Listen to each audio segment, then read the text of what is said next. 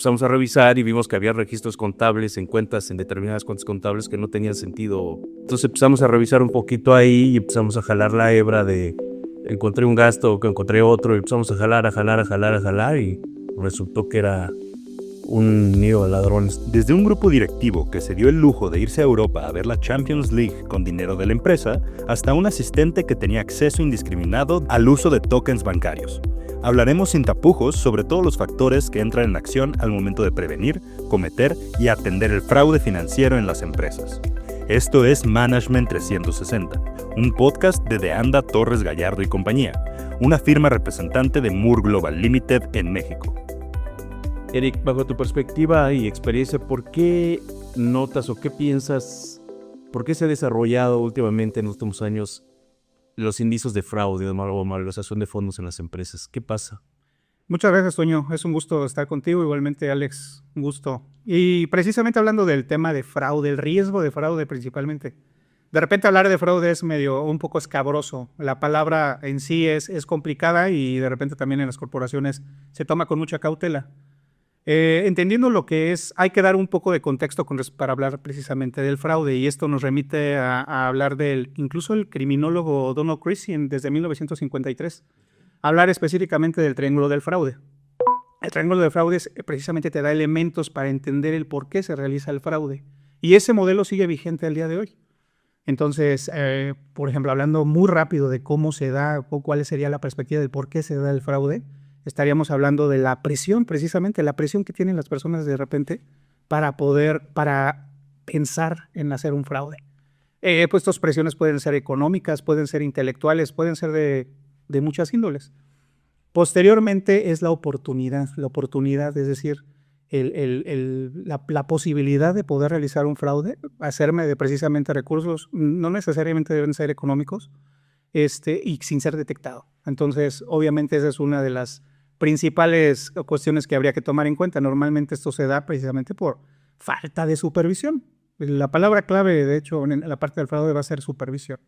Y por último, la parte de la racionalización. La racionalización es cómo la gente percibe el por qué se realiza, por qué voy a realizar un fraude.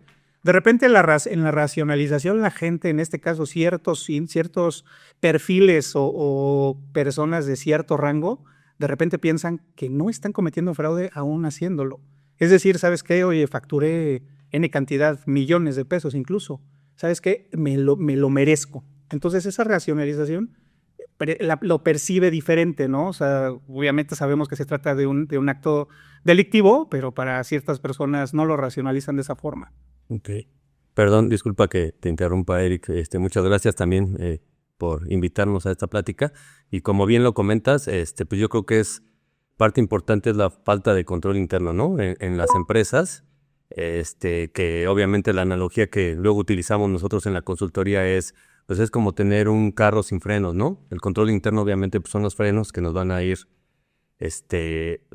frenando o poniendo tope a cualquier actividad, ¿no? Que no esté autorizada, la falta de segregación de funciones, que como comentas también, pues la ceguera de taller o vemos las actividades el día a día y no nos damos cuenta, ¿no? El todólogo, la persona que compra, que también está autorizada para pagar e incluso para registrar, pues puede cometer algún fraude, ¿no? Y un dato curioso que tenía yo y que estaba leyendo es que, bueno, pues la mayoría de los fraudes pues son cometidos por gente interna de la empresa y que tiene ya más de 5 años trabajando en la empresa y que es por la confianza que genera, ¿no? Entonces, pues hay que tener mucho cuidado en las empresas, pues en llevar un buen control interno, el tema de auditoría interna. Entonces, creo que es fundamental para evitar este tipo de Claro, y como auditores de estados financieros o auditor interno, como bien dice Eric, una de las obligaciones que nos marcan las normas internacionales de auditoría es pues ser escépticos ante el riesgo eventual de algún fraude en las empresas.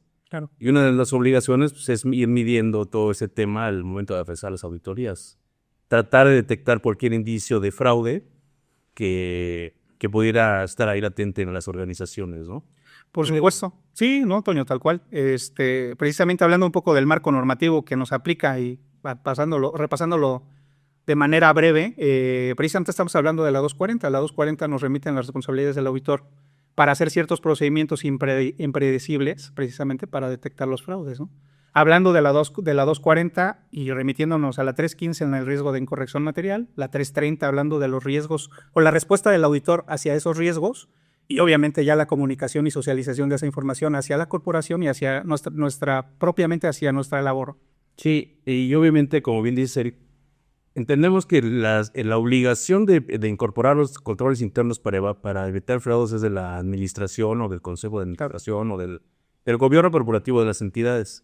Sin embargo, como auditores tenemos responsabilidad al momento de realizar nuestras auditorías para detectar esos controles, robarlos o detectar la ausencia de esos controles. Aunque, como bien lo dices, o sea, los responsables número uno son la organización, la administración y el gobierno corporativo. Sin embargo, como auditores sí tenemos responsabilidad de evaluar esos riesgos, ¿no? De identificarlos. Pero pues, tampoco tenemos la obligación de cada auditoría detectar un fraude. Es correcto. No, totalmente, pero ciertamente bien mencionas dentro de nuestra planificación de trabajo al momento de verificar precisamente la identificación de riesgos en ese proceso, no me dejará mentir, Alex, como experto de auditoría interna, lo primero que habría que identificar son ciertos riesgos que en el momento en que llegas y ves tal vez cierta falta de supervisión, bien menciona, segregación de funciones, N cuestiones que nos pudieran dar indicios de alguna falta de control, pues obviamente ya incluso te juega precisamente en la planificación del trabajo para abordar ciertos aspectos específicos de fraude y de control interno, ¿no? Entonces, igualmente, Alex, no sé qué opines del respecto. Sí, gracias, Eric. Es correcto. Como mencionas, digo, nosotros, por ejemplo, aquí en la firma, pues todas las auditorías que hacemos es a través, o es basada en riesgos, ¿no? Que vamos detectando a través de entrevistas y recorridos que tenemos, obviamente a nivel gerencial y con los directivos. Pero también, como menciona Toño, pues bueno, es un tema que sí le impacta o le implica pues al gobierno corporativo.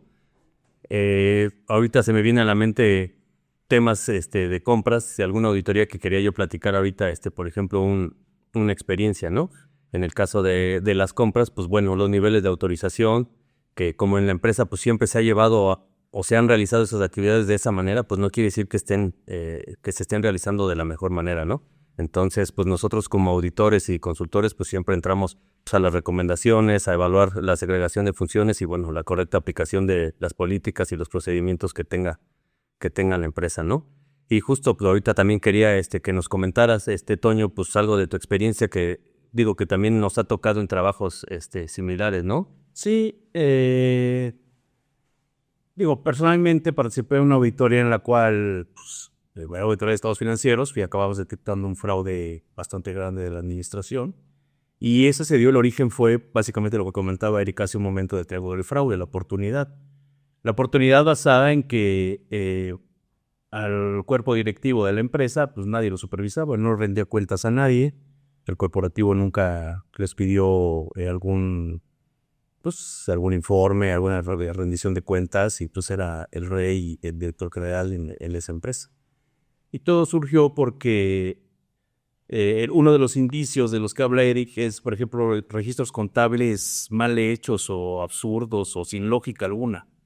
Empezamos a revisar y vimos que había registros contables en determinadas cuentas contables que no tenían ningún sentido.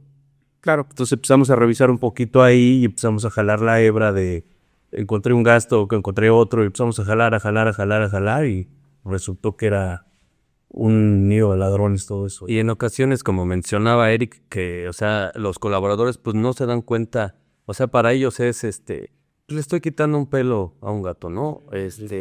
O tal vez pues no me dieron el bono que necesitaba y bueno, pues de aquí lo voy a tomar, tal vez. Aquí lo voy a compensar. Exacto. No ven que están cometiendo el fraude, pero como dices, pues sí, ¿no? Son actitudes o actividades pues que... Y también cuenta mucho lo que comentaba Eric en un inicio, el escepticismo profesional. Y también un poco la experiencia como auditor te ayuda a ver algún indicio de fraude. Y de ahí nuestra obligación, nuestra responsabilidad es empezar a indagar mucho más para empezar a obtener más evidencia.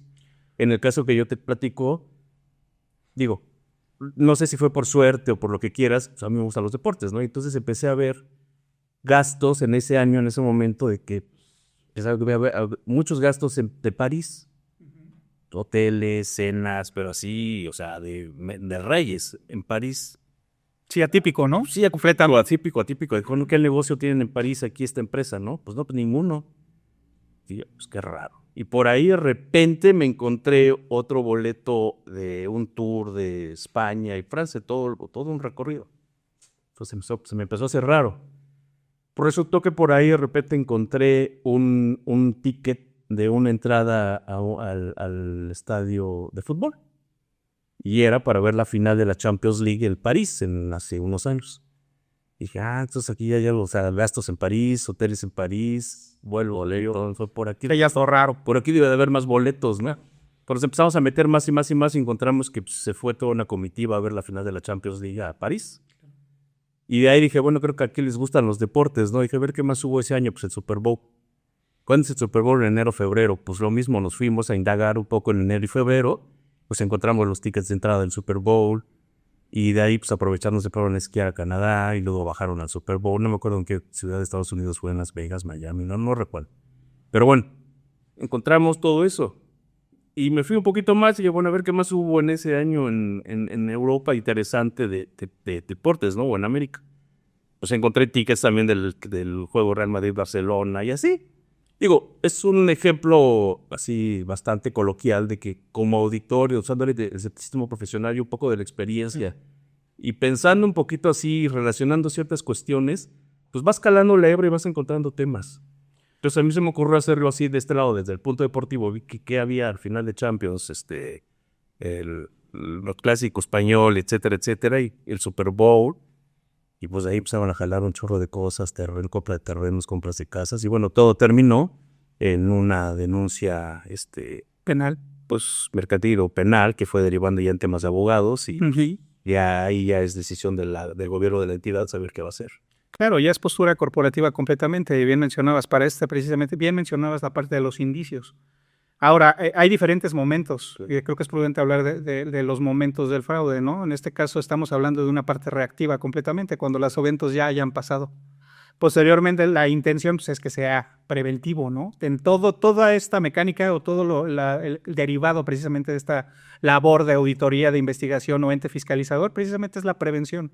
Tendríamos que transitar precisamente hacia medidas preventivas para que esto no pase, ¿no? Bueno, con lo que comentaba Alex hace un momento, es tema de implementación de control interno y de la obligación de la entidad de mantener esos controles y evaluarlos. Cosa que hacemos en el tema desde el punto de vista de la firma, desde una evaluación rutinaria de todo el tema de control interno desde el punto de vista de auditoría interna. Incluso desde la aceptación y reaceptación del cliente, llámese el escenario en el que estuviéramos. Cuando tú en la entrevista incluso con el dueño, porque nos ha tocado no solamente parte operativa, sino con los dueños de las compañías, y ves una cultura organizacional, digamos, incipiente, por decirlo de mejor forma, o falta de procedimientos claros, incluso la falta de procedimental completamente, pues obviamente es un indicio importante que tenemos que tomar en cuenta para diseñar precisamente medidas o procedimientos para poder detectar algún indicio de fraude, ¿no? Correcto. Sí, lo que mencionas, por ejemplo, me tocó hace poco también en una revisión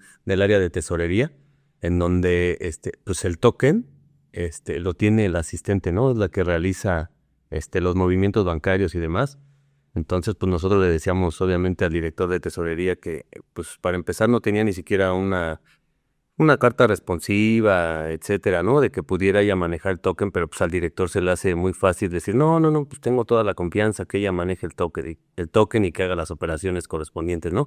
Pero bueno, pues ahí está un indicio que les vas dejando la puerta abierta para que puedan cometer algún tipo de fraude o alguna mala práctica. Y mucho también de las cosas, cuando detectamos algún indicio o alguna información que puede derivar en algún fraude, es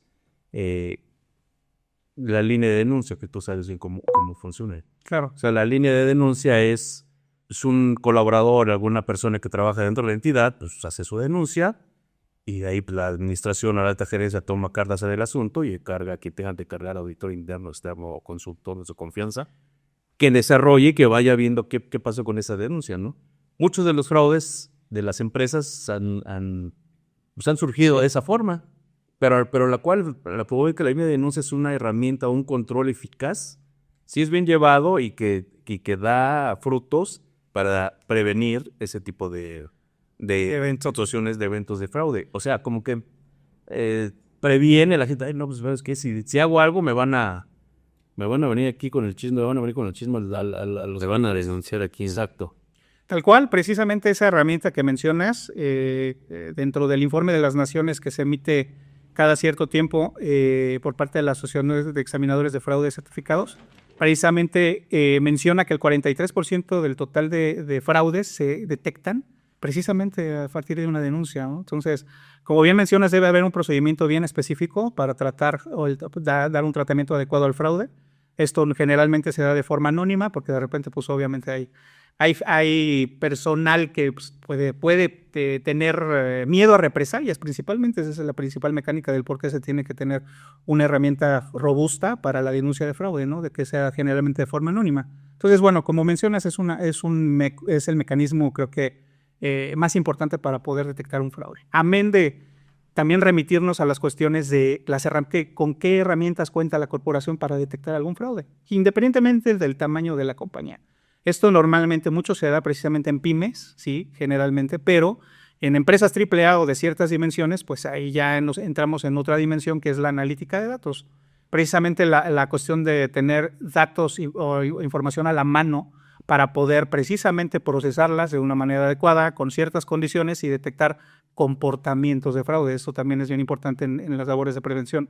Una vez que tienes precisamente ese procedimiento, esa mecánica implementada, pues nos da mucha sensibilidad del por dónde pudiera haber un fraude. Ok.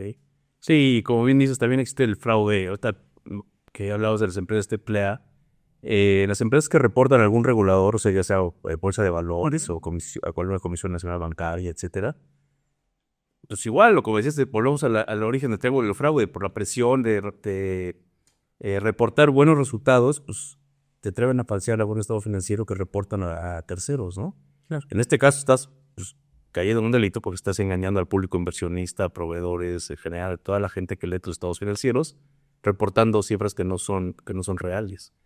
Que no son reales y que obviamente pues, corresponde a algún indicio de fraude. No estoy diciendo que sea fraude, simplemente pues, de repente surge por ahí algún dato que a alguien no le hace sentido y vuelvo al tema de jalar la hebra. Empiezas a preguntar, a revisar desde el punto de vista de auditoría.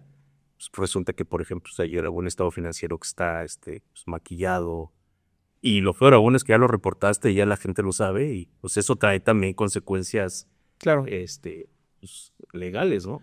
Creo que bien mencionas, creo que mucho de nuestra labor, Toño, Alex, es poner a la mano, al alcance independientemente del tamaño de la compañía, herramientas para que esto se pueda prevenir. Correcto. Entonces, creo que independientemente de ahora con la cachucha, porque es una cachucha dentro de la parte de auditoría y otra para la parte de consultoría, de la parte de auditores, pues nos tenemos cierto alcance y nos remitimos solamente a ciertas condiciones, digamos, para poder revelarlo, ¿no? Principalmente, y la labor prácticamente terminaría ahí. Y eso, como bien lo dice Eric, lo decimos en el dictamen, la opinión de auditoría. Correcto. Sí, las pruebas de control interno están enseñadas para revisar hasta cierta medida el grado de efectividad del control interno. Correcto. No para detectar un fraude. Es correcto. Sin embargo, nuestra responsabilidad sí es detectar cualquier indicio de fraude y comentarlo a la administración o con quien tengamos, a quien más confianza le tengas. Sí, precisamente. Es el nuevo rol que ya está tomando tanto el auditor interno, y en un episodio aquí lo comentábamos, que ya tenemos que ser pues más estratégicos, ¿no? Nosotros como auditor, como bien mencionas, pues lejos de nada más dar nuestra opinión, pues también dar las recomendaciones, ¿no? ¿Qué es lo que está fallando? ¿Qué es lo que vemos que deben de controlar o deben de mitigar, ¿no? Claro, correcto. Creo que la película se llama Identificación de Riesgos. No sé si coincidan. A partir de que nos sentemos con la corporación y determinemos precisamente los riesgos más importantes de la corporación, podemos de alguna forma definir no solamente nuestro plan de trabajo, sino las mecánicas que tenemos que a su vez de alguna forma revelar ante la alta dirección, antes incluso de propiamente hacer nuestras labores de auditoría o de consultoría. Sí, y cada vez más el riesgo que corremos como auditores es mayor, ¿no? En el sentido de el ejemplo que ponía de maquillaje de estados financieros o de estados financieros hechos a la medida de alguien, ¿no?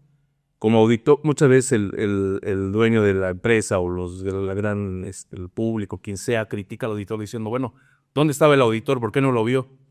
Bueno, pues puede ser que sí tengamos cierta responsabilidad en eso para hacer una auditoría que no esté bien planeada, de no ver bien las cifras, si aumentó las ventas en los 0%, bueno, ¿por qué no tenemos un poco de ese escepticismo profesional para indagar, preguntar, hacer un poco más de trabajo para evitar que se emitan los estados financieros con esos datos falsos, ¿no?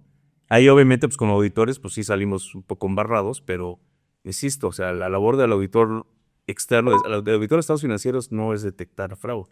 Tiene camino, sale algo y pues, nuestras obligaciones es ir indagando sobre eso. Sí. Pero también hay cosas muy evidentes que como auditores dejamos de hacer nuestro trabajo y pues, se nos va.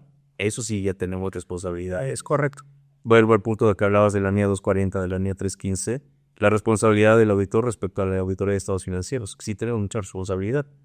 Sin embargo, insisto, la administración o el consejo de administración o el gobierno corporativo son los responsables de implementar todos esos controles para evitar el fraude. Ante todo siempre va a ser la postura corporativa del que quiere hacer precisamente, ¿no? Primero detectar, que quiere igualmente, por ejemplo, hay empresas en las que la postura es totalmente meter a la cárcel, que haya alguna implicación incluso penal hacia la persona que comete un fraude. Ciertas organizaciones están muy enfocadas al mensaje hacia la organización. Yo te cacho haciendo alguna cuestión indebida y tienes una responsabilidad pues complicada, ¿no? Es repercusión legal, penal. Exacto, incluso hasta los peores escenarios, ¿no? Sí, por supuesto.